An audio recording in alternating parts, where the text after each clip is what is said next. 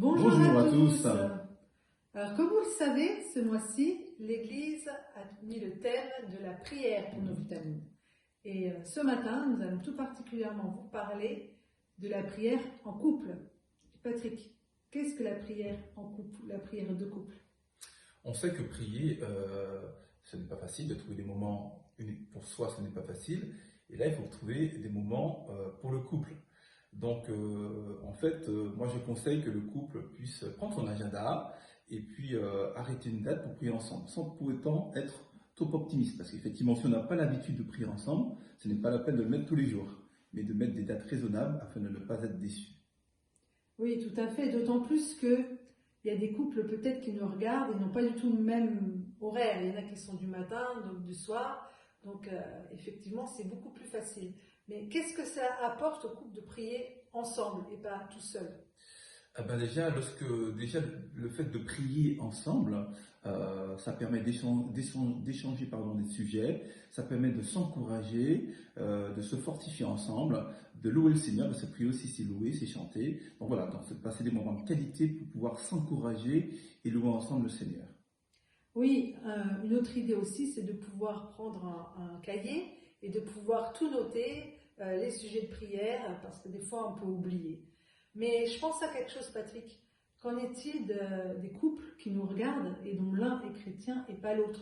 Quand on a un conjoint qui n'est pas chrétien, comment faire?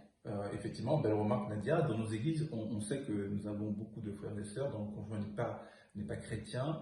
Ce qu'il faut faire, c'est effectivement prier pour le conjoint non chrétien, de demander à l'église de prier pour le conjoint non chrétien. Et nous avons aussi des groupes de maison qui sont là aussi pour nous entourer, pour prier aussi pour le conjoint non chrétien, afin que le Seigneur puisse toucher son cœur. Oui, tu as raison. Et je suis un peu titilleuse, mais je pense à tous ceux qui nous regardent et qui ne sont pas en couple, les veufs, les célibataires, ou même je suis sûre qu'il y a des enfants qui écoutent tous les matins les vitamines.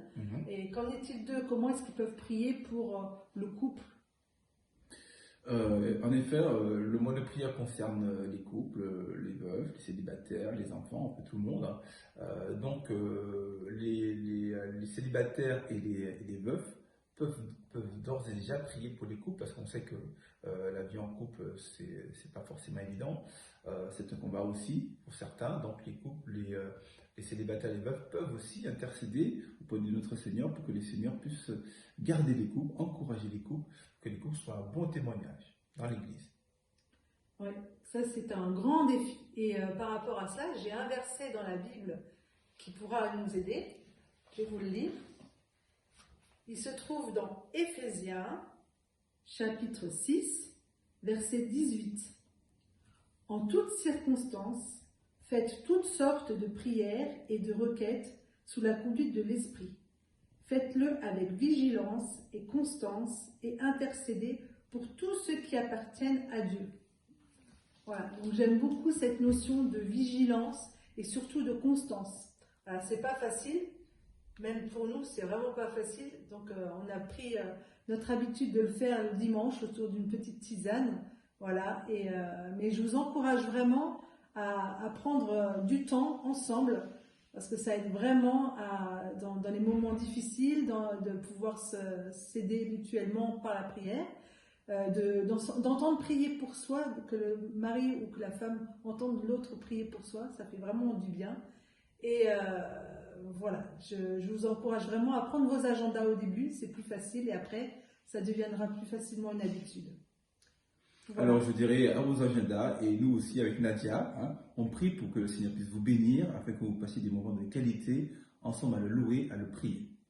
Alors nous vous souhaitons une très bonne journée et n'oubliez pas, à 20 h, l'église prie. Bonne journée. Au revoir.